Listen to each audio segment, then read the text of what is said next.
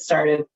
All right, everybody, welcome to our March hydrogen meeting with courtesy piano and accompaniment in the background by my daughter.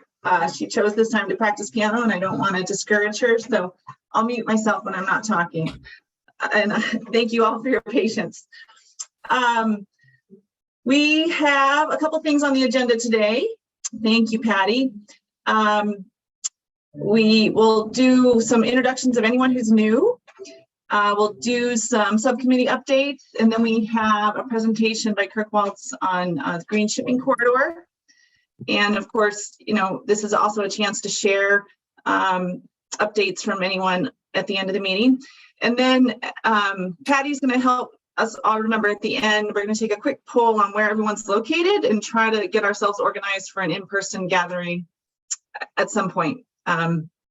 Maybe April, maybe later, but I think everyone's starting to feel antsy for something in person, and we'll try to make it happen. So anyhow, let's start with introductions. If you are new to the group, please unmute yourself and introduce yourself and let us know what your connection to this topic is. So I'm just going to open the floor here. I'll go first. AJ, President and CEO for Instant On, which is a microgrid integration and aggregation entity. We have 3 gigawatts of projects under contract around the country. We also do a lot of work with islands. I also sit as an island ambassador for island innovation and doing demand response. I'm helping to rewrite the demand response policy in California, and we currently have 3 different projects. AJ, yes. I'm going to introduce you. I'm going to interrupt you. I'm having a really hard time hearing you.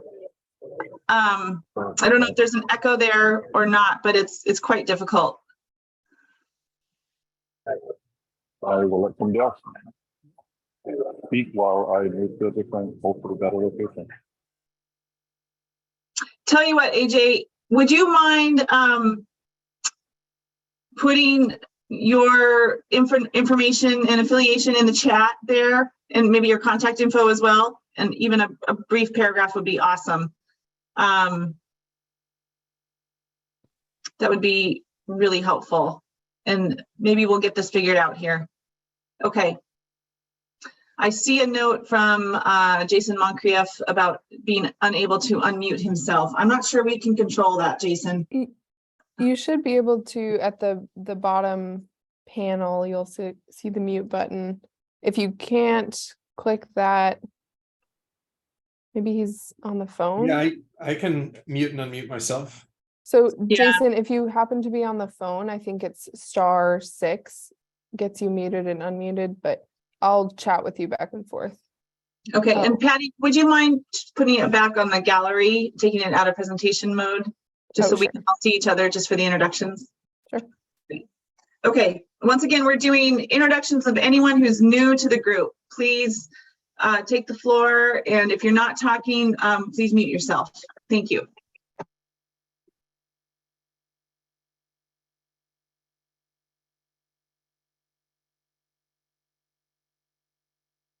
I went ahead and asked Jason to unmute. I clicked the button. So Jason, can you hear us?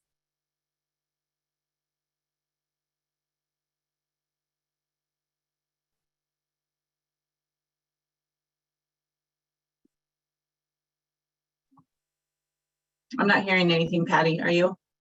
No, sorry, Jason. I'm clicking the button asking you to unmute, so it must be a connection between our two. Sorry about that. While we're troubleshooting that though, Erin, I see Brian Crowley did an intro in the chat. Thank you, Brian. Would you like to introduce yourself orally, Brian, or is writing just going to be your preferred mode of communication today? Can you hear me? Yep. Awesome. I'm in Central Oregon. Trying to work with Oregon State University to do hydrogen, electricity, and desalinated water for hydrokinetic harvesters, which is the flow of water. And I'm really interested in getting my system tested for the log jams on the Tanana River. I'm real excited about that. Excellent. Thank you. And anyone who's introducing yourself, please put your contact info in the chat. And again, these are new folks to the group. And Jason, I see you now. Does that mean we can hear you too? Yes, I think so. Can you hear me? Yeah, go Hi, ahead. everybody. I'm not sure what was going on there, but thanks for letting me introduce myself. I'm Jason Moncrief with Kaufman Engineers in Anchorage. I'm working on hydrogen projects outside of Alaska, but looking forward to having a chance to work on one up here in Alaska soon. Terrific. Do you have an actual project in mind, or are you just hoping to work on one? Just hoping to work on one. I don't have one in the pipeline yet, but lots going on in the space, and working on electrolyzer projects down south. So hopefully we'll be next. Terrific. And I apologize for mispronouncing your name. No problem. Thank you. Any other new members of the group today who would like to introduce themselves?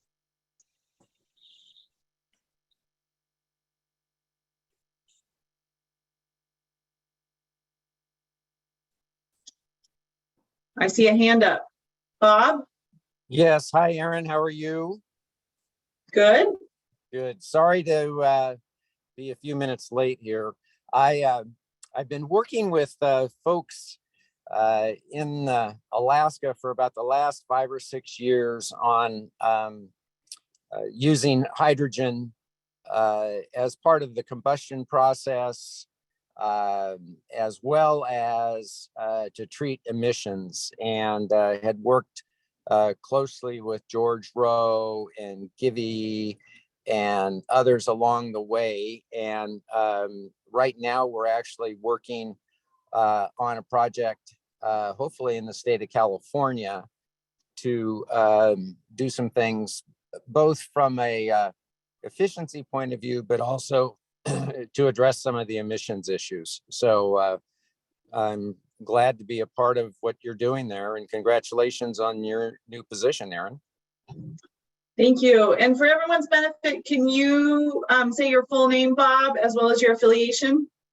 Okay, my name is Bob Briel, and company is Strategic Solutions Incorporated, and we're in the Seattle area, Edmonds, Washington, and that's it. Awesome. And please feel free to put your name and email and any other details or contact information in the chat. And any interested folks can follow up with you later. Very good. And that also helps us get your details for future email lists as well. Thank you. Any other new members of the group who would like to introduce themselves this morning?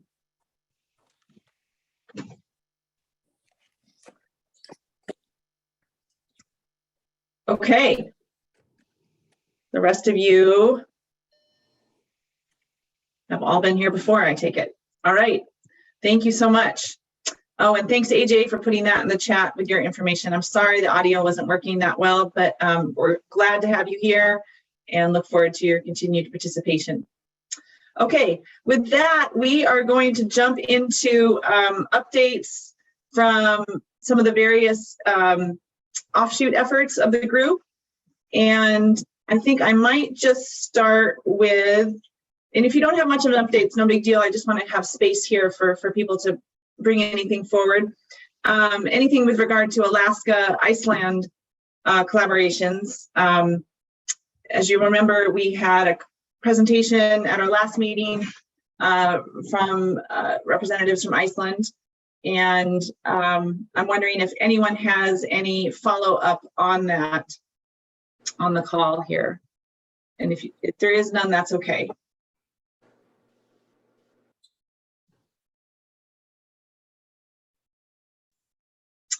Okay, hearing none, I'm going to go on to the roadmap effort, which I am leading. We've had several meetings with regard to the roadmap. We have the final brainstorming session tomorrow with regard to storage and delivery options and scenarios and opportunities for Alaska. If you're interested, message Patty privately, and we'll get you hooked into that. But it's been a terrific effort so far, and I'm excited to be able to share that information with folks shortly. So again, thanks to everyone for their participation in that effort.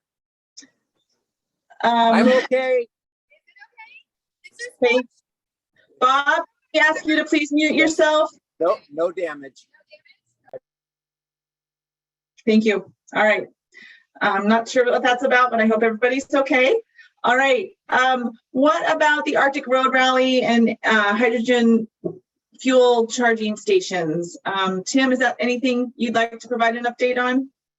Thanks, Aaron. Yeah, no new information to share this session this workshop compared to last time. But that quick summary again is that we're working towards hopefully integrating hydrogen fuel celled EV charging for 2024 summer.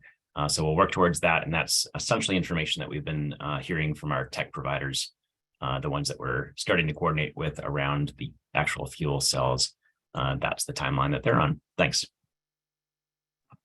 Terrific. Thank you. And JR, any breakthroughs with regard to methanol engines?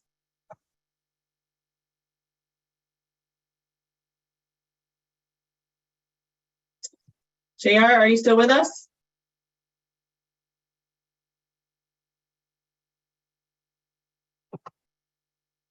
Okay, we must have lost him for a minute there. Poor timing. We'll come back. All right. In that case, let's do a quick roundtable. Any updates or questions from group members with regard to projects or opportunities? The floor is yours, or you can raise your hand and we can try to do this in a more orderly fashion. Patty, maybe take off the presentation slide one more time so we can see everyone. Feel free to jump in or raise your hand if you have any updates, announcements, questions, highlights. Aaron, Bill Leedy here. Go ahead. The mayor of CBJ sent a letter to the Pacific Northwest Hydrogen Hub organizing group that's handled by a group within the Washington State Department of Commerce called Pacific Northwest Hydrogen Association, requesting that they specifically link their application, full application for $1 billion from DOE to the nascent Green Corridor project that's trying to link the Southeast Alaska cruise ship industry to fueling and otherwise operating from greenhouse gas emission sources. So we have a nice letter, and it was responded to by the people from Pacific Northwest Hydrogen Hub. So we're trying to make that link, get Alaska on the map in the PNW H2 hub. Thank you. Great, thank you. Now, one question I have, is this the same green shipping corridor that we're going to be hearing a presentation on today, or are those different? It's different. Okay, thanks, Kirk. We're going to have to come up with some ways to differentiate these different green shipping corridors. So everyone be thinking creatively about that. Other announcements from the floor, issues, questions, highlights, projects.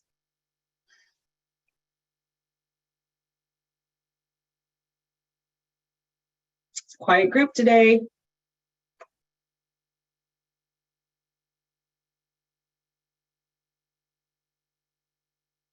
Okay, going once, going twice. All right then.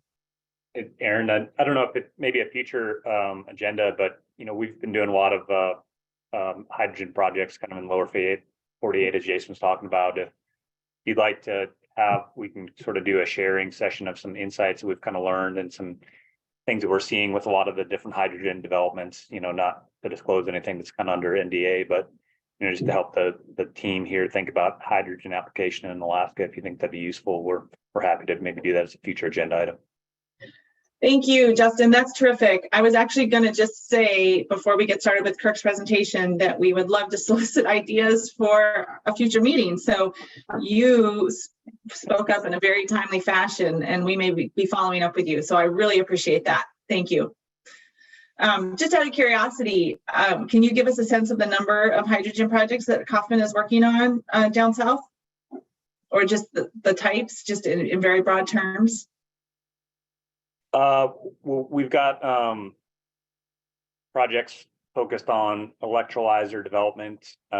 We have projects that are focused on small scale steam methane reformers, and then a lot of green hydrogen projects where people are trying to use solar to basically self-generate hydrogen kind of at the 10 megawatt scale, but sort of looking at repeatable facilities that can be replicated and sort of design once, rinse and repeat type of development. So kind of initial scale development, and then basically larger business plan that goes beyond the kind of the pilot trial, if you will, and some connected to these DOE hubs, and some that are just moving forward with commercial offtake that are, you know, independent of the hydrogen hub selection. Great. Yeah, that sounds, I think that might be a great talk for a future meeting. So thank you. Any other updates from the floor?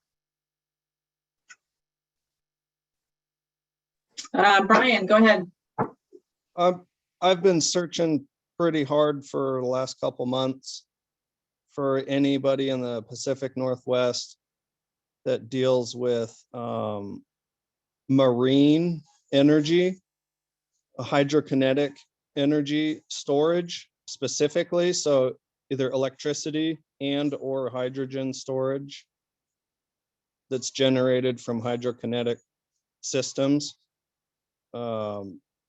If anyone's getting into flexible smart fabrics as a filter for hydrogen or for desalination of water in the Pacific Northwest, I'd love to find people doing that as well. Maybe even discussions specifically about supply chain of certain components that people, little jewel companies in the Pacific Northwest that are doing research that maybe not other people know about. Okay, thanks. Appreciate that, Brian. If anyone wants to follow up with Brian, you can message him individually, or Brian, feel free to put your email contact info in the chat. Okay, any other updates? Oh, I see Garrison, go ahead. Yeah, and actually this dovetails nicely with what Brian, the question that Brian had. I was just going to mention that there's a new paper from China, Chinese researchers about catalytic non-steam reforming reaction to form ammonia with hydrogen gas. And there's also a new paper out of South Korea. This is for as to Brian's point, about microdistillation of non-potable water on the back of using the latent heat of PV panels. And I can't remember the membrane that they're using, but yeah, it's a South Korean paper, and I can try to dig that up for you later on. Okay, great, thank you. Anything else from the floor? Updates, announcements, questions, opportunities, challenges? I guess this is Nathan Prisco, just on the subject of hydrogen. If you hadn't seen it, it looks like ExxonMobil announced a very large blue ammonia project in Texas that's off-taking to Korea. Do you know the scale offhand, Nathan? The largest currently announced, but no. How big is that? Definitely bigger than 1 million tons a year. Okay. Okay, awesome. That's great. Do you know what the timeline is? Maybe I should just go read the article. I think it's 2027, 2028. Okay. Okay. Great to hear. Awesome. If there's a link to that, please put it in the chat. Otherwise, Sure, and we're I guess they also said in the same announcement, if I can find the article, the Exxon business people said that it looks like Japan was going to be a pretty big growth opportunity for them, even bigger than Korea. So okay. Okay, great. Appreciate that update. Exciting. Anyone else have anything to share before we launch into Kirk's presentation? Aaron, Bill Eady again. Can I have another turn? Go ahead. The DOE issued a solicitation on RFP several months ago for geothermal energy plant for Fort Wainwright. They named 4 bases, 2 Air Force bases and 2 Army bases where they wanted proposals for geothermal energy. And if a company responded to that, and maybe one has, that has a good chance of tapping deep, hot, dry rock geothermal to make both electricity and DHS heat for the base, then of course from that electricity they could make hydrogen for whatever purpose they had in mind, vehicles on the base or even Fischer-Tropsch process jet fuel from it. But that the preliminary proposals will be invited to make formal proposals within the next month or so, I think. So something may come of that. Thank you. Okay. Also exciting. Thank you very much. Anyone else?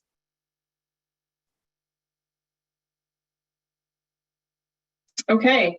In that case, I am going to give the floor to Kirk Waltz, who's going to talk about a green shipping corridor. And I think there are lots of green shipping corridors, so we're going to have to figure out what the specifics of this one are. And I'm looking forward to learning about it. So Kirk, you should be able to share your screen, and let's see the here. floor is yours. Okay.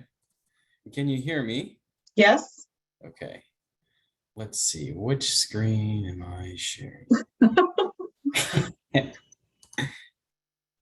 All right. Here we go. All right. Good. Looks beautiful. Good. Awesome. All right. Fantastic.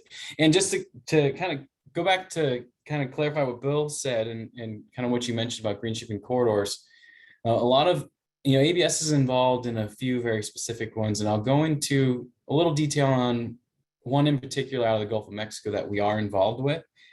And, but a lot of this presentation, I wanted to focus on kind of, ABS's approach to where we think green shipping corridors may have the best path to success. And as Bill mentioned with the Pacific Northwest green shipping corridor, ABS actually, we have some connections to the development of that one. However, we as a class society aren't too engaged with the cruise line industry. So we have a bit of we're kind of further disconnected from that one. However, a lot of what I'm going to present about is more around, pathways to really making these green shipping corridors successful in the first place, and acknowledging the challenges there are as well. So I will kind of just get into it, and also I guess feel free to ask questions. And as we're going along here, I was going to post my contact information into the chat, but I can somehow, and I can't see it while I'm presenting. I don't know what I'm doing. So I'll just continue on anyways, and I can put it on the end.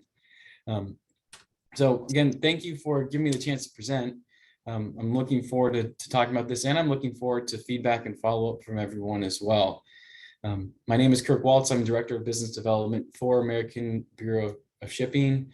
My focus is on clean energy transition opportunities within the maritime and offshore industries with American Bureau of Shipping across the United States. And I didn't put a real introduction to what ABS is and what we do. My marketing department would be a bit frustrated with me, but I wanted to get into the details quickly anyway. So if anyone has any questions about ABS after this discussion, just I'll give you my contact information and we can chat, and I can answer as many questions as you like. And I'm not going to go spend too much time on kind of what was announced as what a green shipping corridor is kind of aspiring to be. One of our biggest areas of focus is that these things are really complicated. And ABS, from our perspective, maritime plays the critical, if not the critical role in making these successful. And so a lot of our focus is on kind of port to port molecule transport, and either for commercial uses or for consumption in that process as well. And also provided some kind of the global perspective on what green shipping corridors are trying to be, and also the White House's Department of State's ambitions as well. And again, ABS is also very technology and alternative fuel agnostic in our nature and how we operate. So we're not trying to predict winners and how these are supposed to be executed or how they're supposed to be done. It's ABS's mission to provide technical guidance and insight to the maritime industry, kind of regardless of the technology that's being adopted, if it's regionally focused, or what works best for what green shipping corridors, ultimately up to that corridor specifically. And we'll go into obviously some examples around the globe. I think this is just a visual representation of many of them that have been announced. I think there are quite a few more now since we initially published this graphic. But obviously it's a very growing trend for developing these. And I think it's actually a really great framework in actually developing a viable pathway to decarbonizing kind of global shipping and the maritime industry as a whole. And it's obviously very complicated, but I think, in my personal opinion, I think this is a great way to actually, kind of set some ambitious goals and really get into details of how to actually achieve them. So how do we develop a green shipping corridor? From our perspective, one of the biggest and most beneficial steps is establishing the right stakeholders, getting them engaged early and giving them opportunities to find ways to participate, or opportunities to actually find success in this development. And that alone is a huge task. I'm sure Bill could attest to that. I mean, even the seemingly smallest green shipping corridors require a huge number of industry stakeholders, regional operators, and the entire ecosystem or life cycle of an industry may have to be involved. And then once you get stakeholders engaged, then you have to just develop the scope, which can be even more complicated when you get a lot of stakeholders involved. However, everyone has to kind of agree on what the long-term goals are, obviously, and decarbonization is certainly probably the kind of the guiding factor in all of these. However, it is a very kind of long and detailed process to really distill what exactly you're trying to accomplish and understanding the steps to actually get there. We have found tremendous value in having kind of workshops and really kind of long and detailed discussions with all the stakeholders to really get to the kind of minute details on what can be achieved and how we can actually achieve each stakeholder's targets and goals from a long-term perspective. And a bit opportunistically, a lot of these organizations like ports, for example, have very ambitious decarbonization targets already. So in our mind, those sorts of opportunities should be leveraged and promoted as kind of critical and beneficial steps to this longer term process. Another area where we are focusing our attention from helping develop green shipping corridors is kind of specifically to, I guess, liquid bulk molecular or kind of molecule transport, as opposed to like the Pacific Northwest that is cruise ships, for example. We think there's tremendous value in finding ways that alternative fuels can be used for fueling and powering marine vessels, but also being transported to markets around the globe, whether it be hydrogen, even that's a bit too further afield, but maybe perhaps a liquid organic hydrogen carrier like ammonia or methanol as a starting point, with the long-term goals of decarbonizing even the fuel that's being transported, along with decarbonizing the vessels that are are transporting the molecule as well. And then after, developing a scope, let me see if I can open up chats if there's questions going on. Okay. After establishing goals and a scope as well, you have to understand and figure out how to benchmark and measure performance. A lot of these are kind of being done concurrently, and I would say ABS is developing all the best resources to measure the entire industry's emissions. But from a maritime perspective, ABS has been a big contributor to making the maritime industry much more transparent in their operation. And there are a lot of EPA port funding opportunities that have been recently announced that are trying to pursue this as well. So I think there's a lot of complementary opportunities that can all contribute to this kind of overarching green shipping corridor framework. Again, going back to being as opportunistic as possible, if there are available funding opportunities from DOE, from the Maritime Administration, from Department of Transportation, from EPA, we certainly think that this green shipping corridor framework has the potential to be utilized in just about any one of them if you tailor your proposition accordingly. Let's see, come on, computer, don't stall now. There we go. And ABS has actually been developing a simulation tool to kind of facilitate this. And again, as a maritime focused organization, a lot of our insight is going from kind of the maritime to the shore, and shore side operations as well. But we think it's a huge opportunity to contribute to the broader scope, as I mentioned.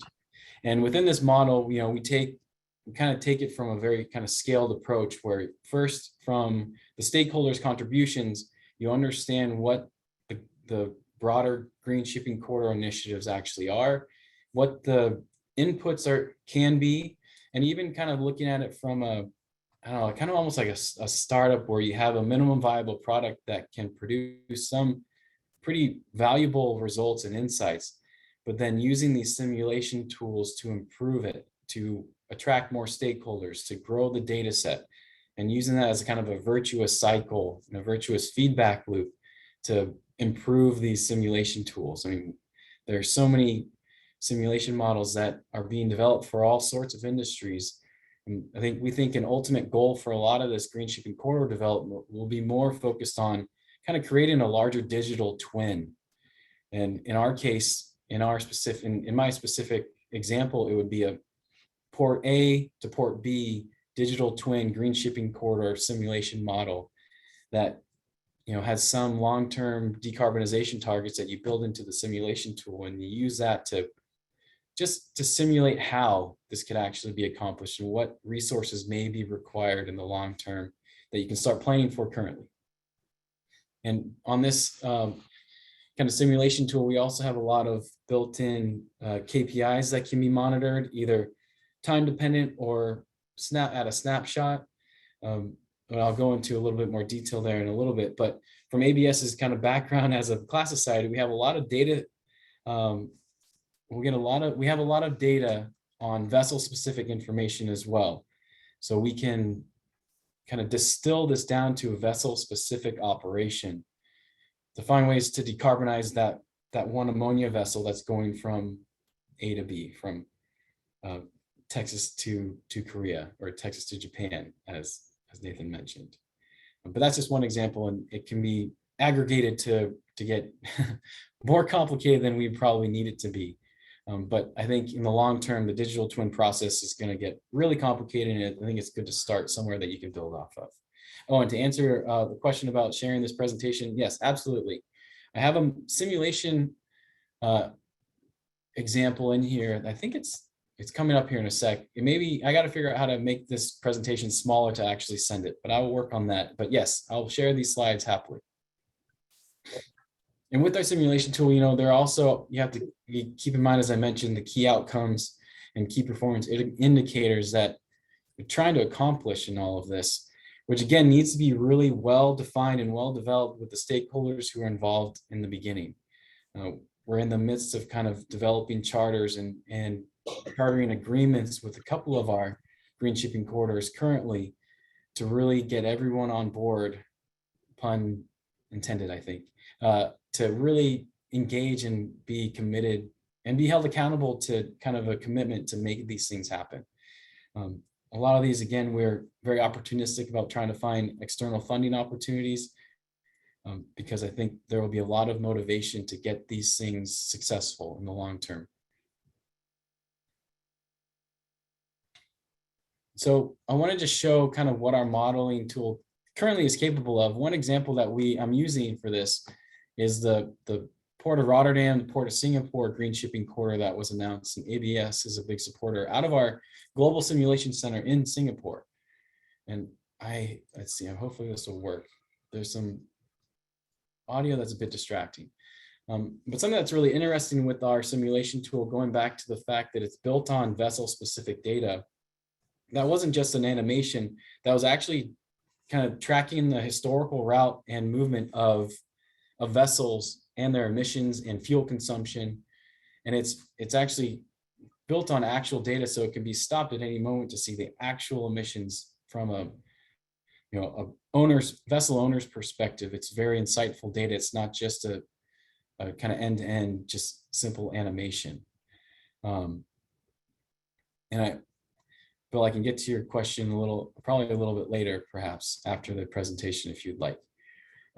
Also, within our model, from our kind of how we believe we can scale this is from a port A to port B sort of simulation tool. We also have built in port operations that can be quantified and measured within the model itself.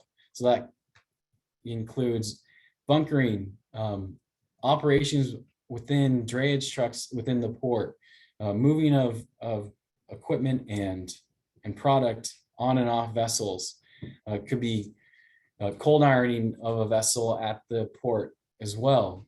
Those sorts of very detailed, specific operations that are very unique to a port in Rotterdam or in Alaska can be input into this model to show kind of how detailed the simulation can get.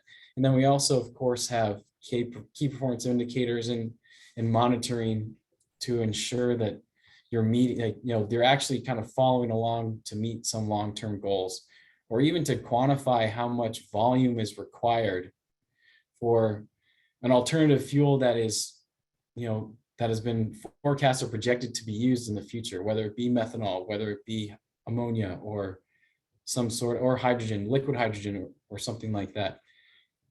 You can forecast quantities to understand kind of even just a footprint of the size within the port, if it's even feasible to store and use as a marine fuel for some of these alternative fuels. So I paused it just to speak because it's moving too quickly for me.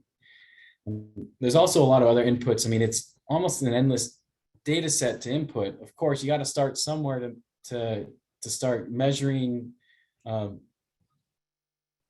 of key performance.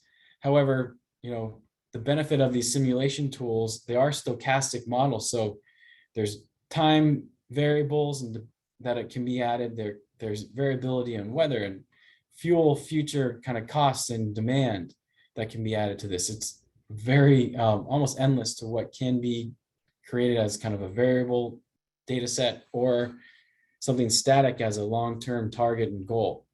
So I think it's a huge opportunity, a huge and useful tool for just kind of wrapping your head around kind of future challenges and what could actually be used and measured in the future for a green shipping corridor. That's just one example. I think these models can be utilized for, again, as I mentioned, any sort of simulation between, for our type of green shipping corridor that we think is useful.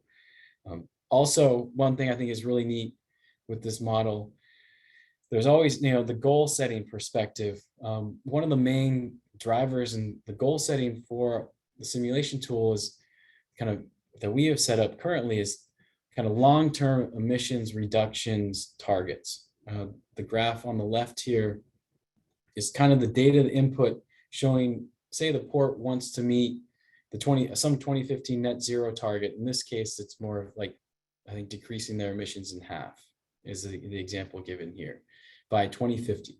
So that's kind of the time dependent variable that's built into the model that then can kind of animate the long-term changes to see if like how it can be feasible. And kind of one of the output graphs I found really interesting is the one on the right, showing kind of the fuel mix that actually kind of gets them there.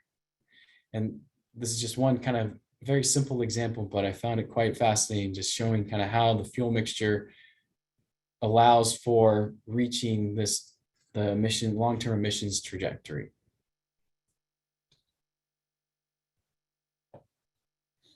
And so one example, as I mentioned, besides the Rotterdam to Singapore simulation example that ABS is involved in is in the Gulf of Mexico green shipping corridor. And it's primarily focused domestically, actually, looking at ways to decarbonize the inland waterways and the intercoastal waters along the Gulf of Mexico and up the Mississippi River in Louisiana and Texas.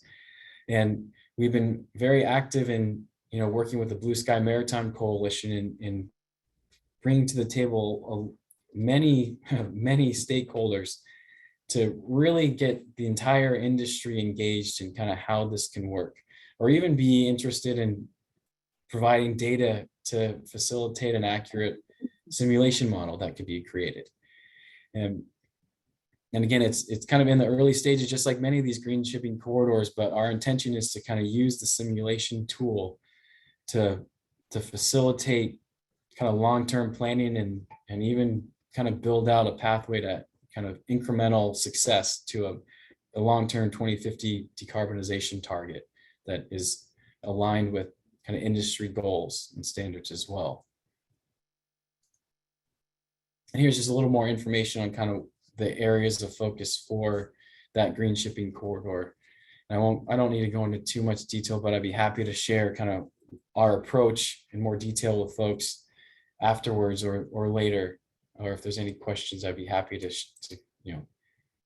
kind of share the current state of what we're working on. And I did find I was able to share my contact information, so I'd be happy. Oops, let's try that again. There we go. So I'll welcome questions or comments or feedback as well. And so I'll just end it with saying, ABS is involved with a lot of things in the maritime industry. And I think there's a great opportunity up in Alaska, not just with the green shipping corridor with the Pacific Northwest, but I think this is a really great model in growing and decarbonizing kind of the shipping industry from a long-term perspective. And thank you for letting me present. And if there's any questions or comments, please feel free to fire away. Thank you very much, Kirk, for that overview. I'll kick it off with a question. Yeah. Do individual shipping companies pay for ABS's, tracking system and all of that? I mean, who funds this? So it would be, like a software, probably as a service for this sort of software to be used for this green shipping corridor. Depending on kind of the use cases, I guess a lot of these like green shipping corridors are just a consortium, pursuing kind of a broader goal. So sometimes funding may be from kind of external funding opportunities, but in certain cases, obviously, like a lot of the backbone of what our software is used for is, vessel owners and operators use that sort of tracking software, very similar tracking software, to manage in real time their vessel's performance, location, and kind of improving their efficiency.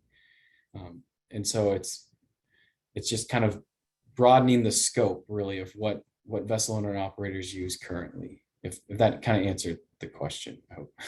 Yeah. I was just trying to figure out what are the entities that pay for these services. So that puts it in context. I appreciate that. More questions for Kirk.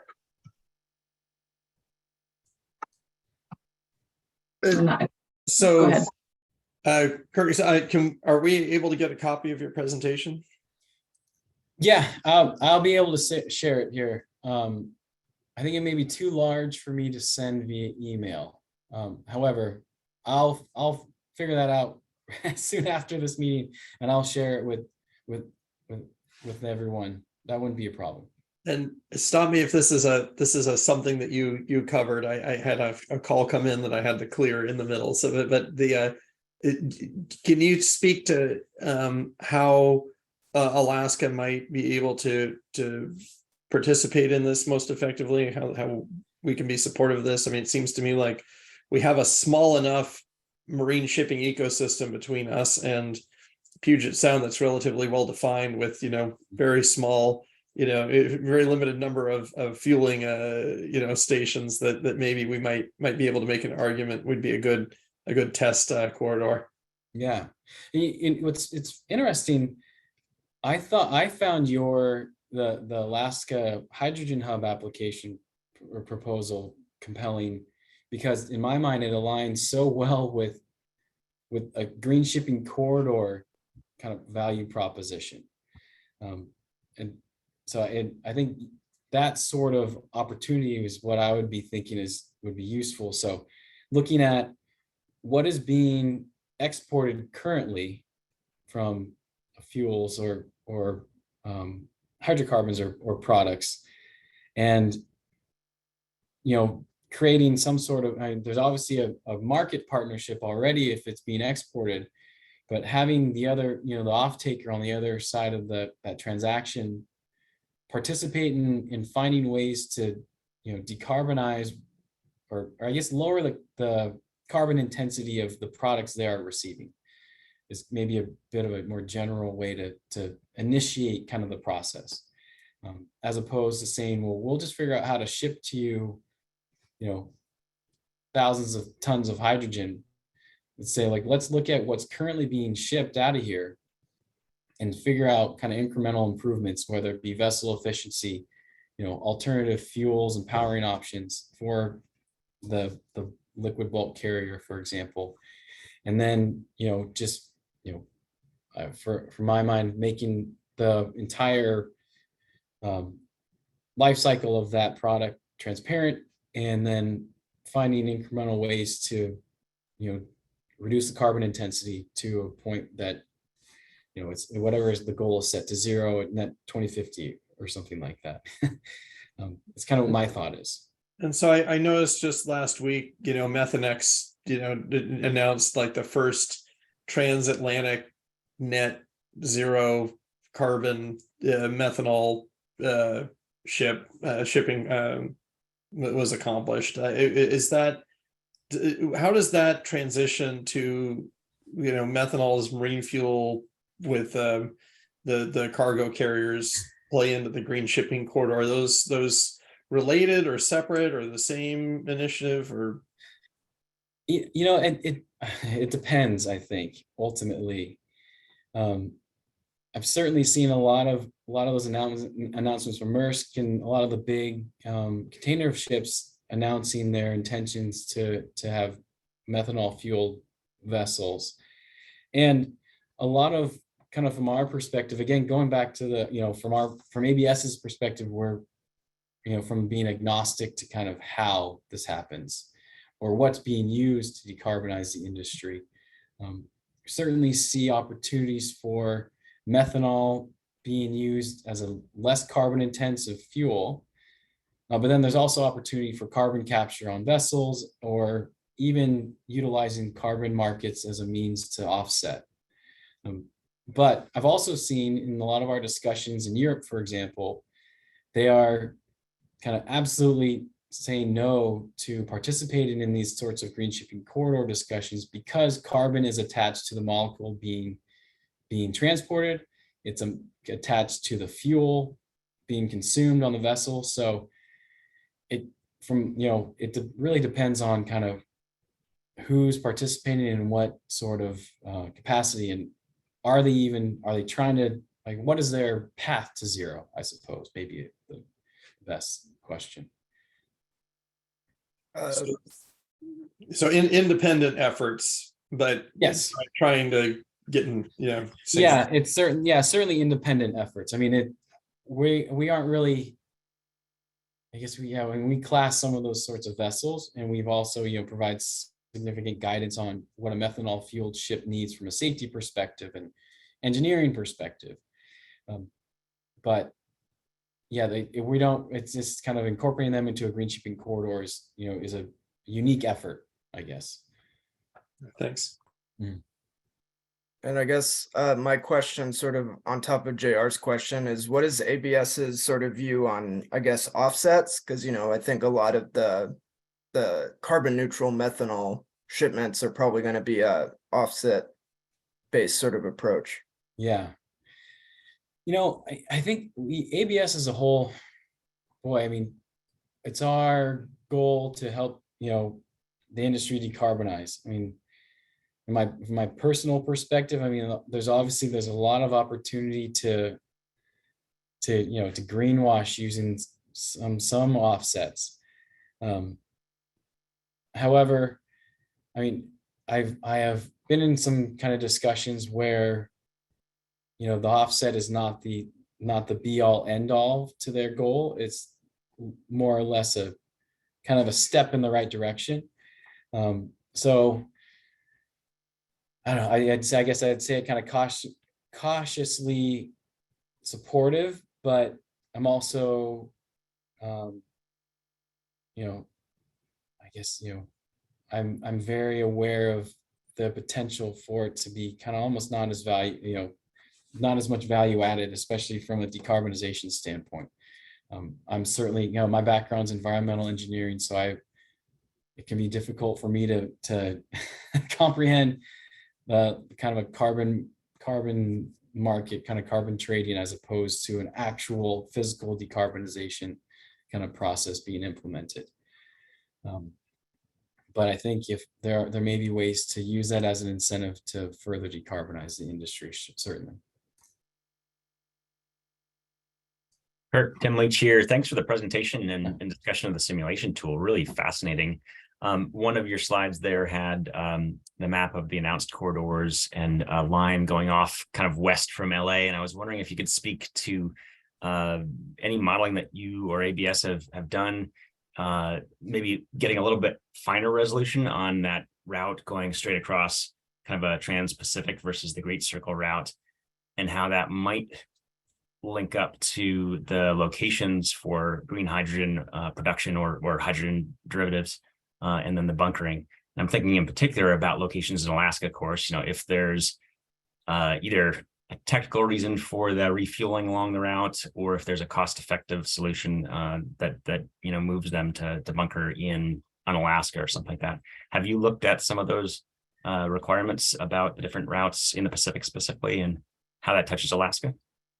We haven't done any kind of formal modeling for it, and we are, a little involved with the LA Long Beach Shanghai Green Shipping Corridor. With C40 is kind of leading that effort with like Pacific Environment and a few other organizations on the West Coast, and we are engaged with them for a few other things, and we haven't gone into a lot of modeling with them for that. However, we've done some research on just the opportunity in the Pacific anyways. And ICCT actually has a really interesting study on hydrogen and kind of refueling stops in Alaska, Hawaii, that I found really interesting, from looking at the shipping routes, the container shipping routes from LA Long Beach to Shanghai, which I thought was a really interesting kind of quantifying the need for that. And again, I was really interested to see how Alaska is a critical stopping point as well. But again, kind of haven't really delved too deeply into modeling that one's particular, but there is certainly opportunity with some of these alternative fuels that, where just based on fuel density or where it can be stored and bunkered is, may shift shipping routes a little bit. And certainly Alaska is in play there, I think. Thanks. Yeah, and I was thinking of that ICCT paper. I'm glad you brought it up. Thank you. Yeah. Go ahead, Brian. It just, this last couple of weeks, I've been studying and became more aware of the fresh and saltwater patches of the ocean, which portions of which country and which state are ideal for tidal, and some areas are not. So in my mind, I was thinking that the future transportation route will have to take into consideration the areas that offer the highest output, we'll say. And it's neat to see that Alaska, Oregon, there's a couple of hot spots in the area. Yeah, absolutely. And the oops, trying to think. Yeah, Alaska's got a lot of great opportunities for that. Certainly.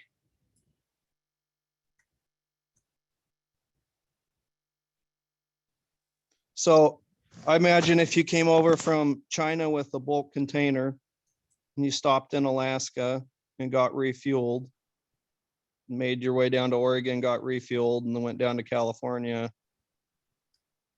that fuel, even though you drove longer, would be technically a carbon write-off.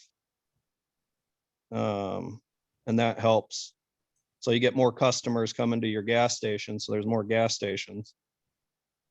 And then eventually, I guess you could do away with carbon trading and actually do it physical carbon like you were preferring, Kirk.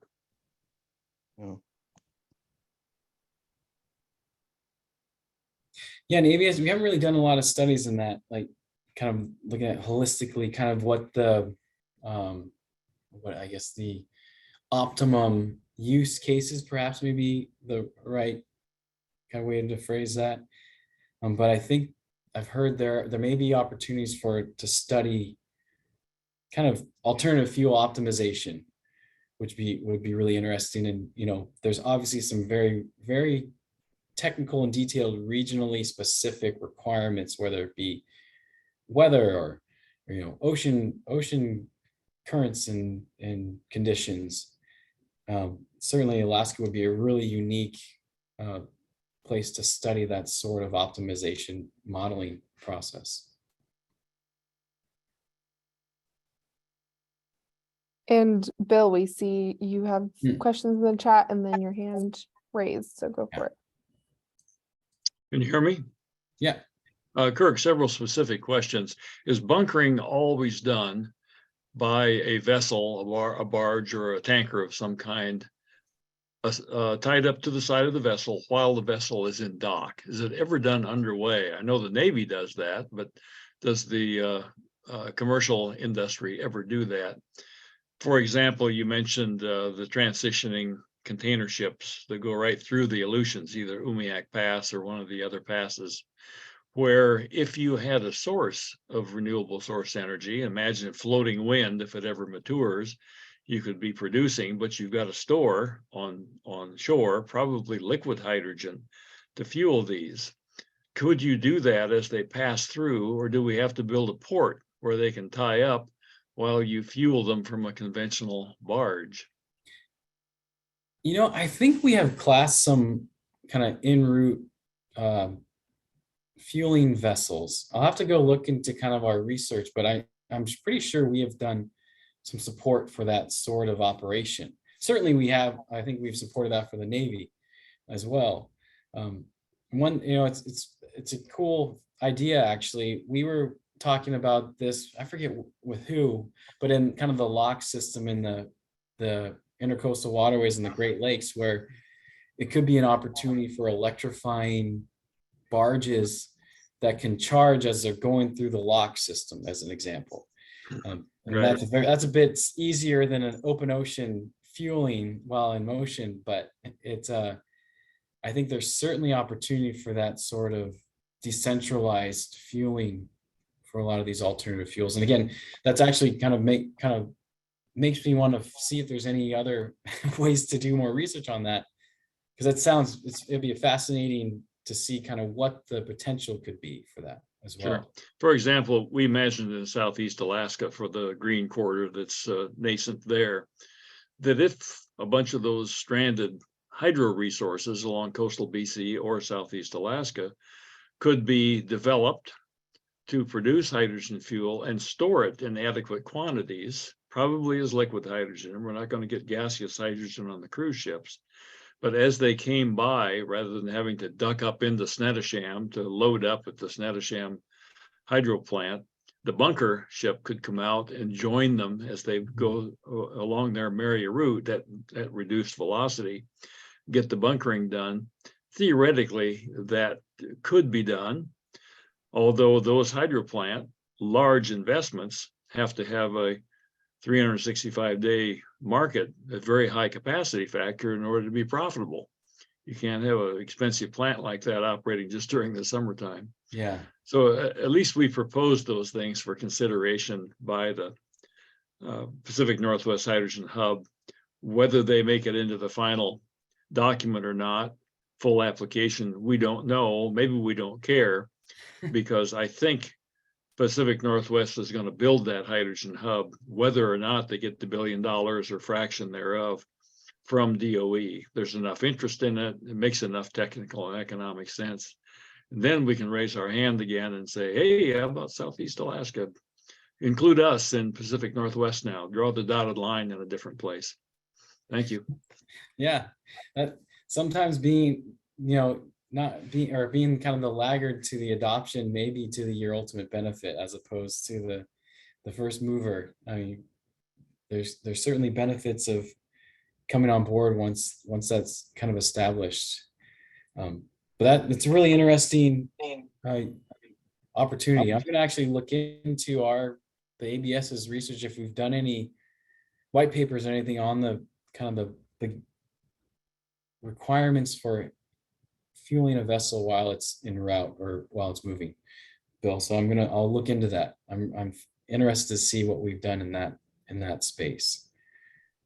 Thank you. It's called the bleeding edge, isn't it? Being first mover. Yeah, certainly. Yeah, it can be painful.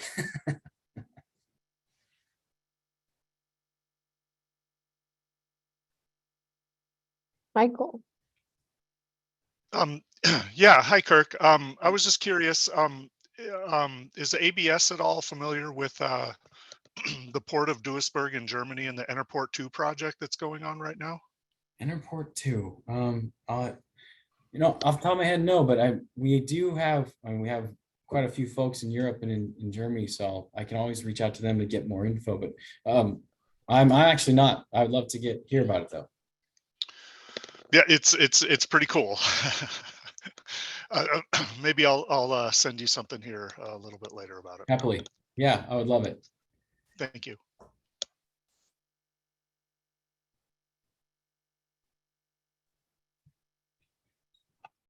Any other questions for Kirk?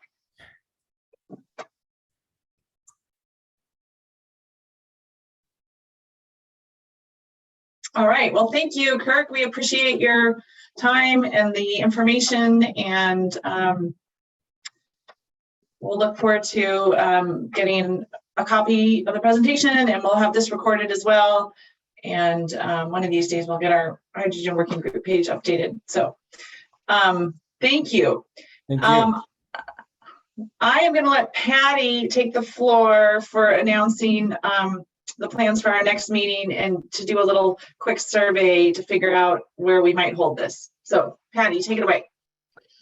Yeah, thanks, Erin. And thanks, Kirk, for the presentation. So the next meeting, again, we've been doing the first Tuesdays of the month, this kind of lunch hour, or 11:30 to 1. So we're going to stick with that because we haven't heard otherwise. So we're looking at April 4th for the next meeting. And again, if, like Erin said, if anybody has topic requests, thanks, Justin, for your offer. So we'll follow up with you on that. But if people have kind of a wish list of things that they want to hear about for future meetings, we are all ears. And then for potential in-person meetup, Erin at least is in Anchorage, and I know other people might be attending the Alaska Sustainable Energy Conference. That's happening late May, so Monday, May 22nd to Thursday, May 25th. And I'll put a link in the chat on that. So I guess we are curious if people are at all interested in an informal meetup during that May timeframe, if people are in Anchorage who either live there or are going to be there for the conference. And so I guess in order to do an in-person meetup, then we are curious where people are located. So if you could put your location in the chat, we would appreciate it. We thought about doing a poll, but that only gives us so many options. We know people are joining from all over. So whether you're in Anchorage or out of state or remote Alaska, we will gauge that. Thank you. I see them in the chat already. And I'll go ahead and collect these, and Erin and I can talk about what might work for future. Especially as spring and summer is rolling around, it'd be great to do something in person. So I think that's it from me on that front, Erin. Lastly, while people are doing that, I would just say the reminder that the subcommittee for the roadmap is meeting tomorrow. That's our third of 3 work sessions, which have been really productive so far. So you should have that on your calendar if you would like it. Justin, I just added you as well. I saw your note, so thank you. And that's it for me. Thanks, Erin.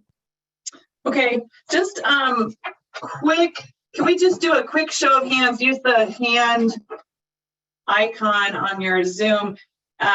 If you're planning to attend the Sustainable Energy Conference in Anchorage at the end of May, I'm curious if we tried to do something with that, how many people we might get. That's looking good so far. All right, so a fair number. Okay. But also your locations helps a ton as well. So, all right. With that, I will ask if there are any further announcements for the good of the group. And we will adjourn until our next meeting. Anything from the floor? I got one more. Okay. There's a new technology coming out. I've had it on my LinkedIn a while ago, but it has to do with man-made bacteria injected into barren and decommissioned oil wells to generate hydrogen gas back up out of the ground. I don't know if it's a good idea or not, but it's apparently that works really, really good. Like surprisingly good. So I don't know if that's going to work up in Alaska for you guys, but keep an ear open for it. Do you have any literature on that, Brian, you can share? Yeah, I'll send it to the group. LinkedIn is going to have to be how I do it, I think. Okay, that would be useful just to get some numbers and benchmarks. Are you planning to put that in the chat or email it? I'll have to do it. I'll think about it. I don't know. Okay. You can always send it to Patty. That would be she best. can distribute it. Yeah, I can distribute. Okay.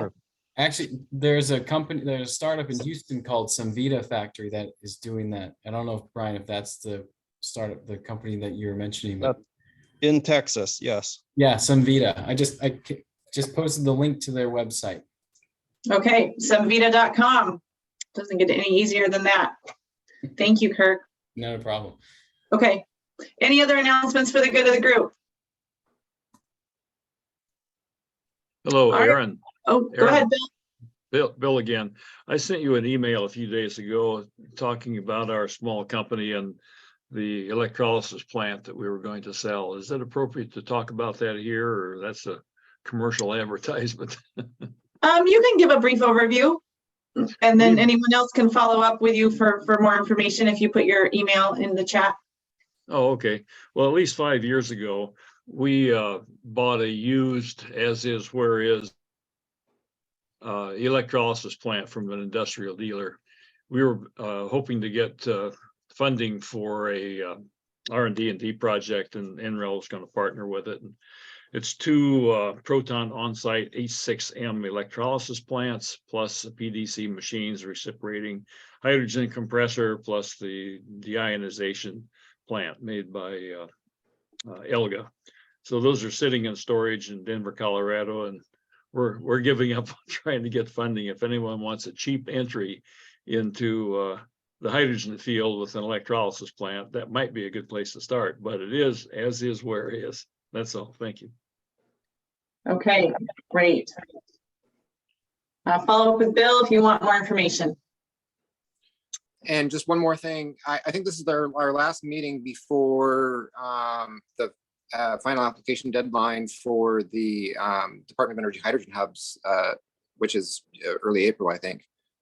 So if anybody can talk some sense into AGDC and try to get them to convert their application from gray hydrogen to green hydrogen, I think that that would be a good move, because they stand obviously no chance at getting any of the hydrogen hub funding with their existing gray blue concept. So just thought I'd put that out there. I think it had to be encouraged to go into a full application. So that might be, I'm not sure it's feasible for them to submit a full application. It's still possible to submit a full application, even though you weren't encouraged. I did see. As far as I had heard, they were going to apply even though they were discouraged. Okay, well, I did see relevant folks on the call, but you can speak up if you want, or I think many people know who to call. So, all right, but thanks for that plug. We appreciate it. Okay. Any other announcements? All right, well, thank you all. Enjoy, if you're in Anchorage, all the sunshine. It's terrific. And see you soon. All right, bye-bye. Thanks, Erin. Take care. Thank you. Have a good one.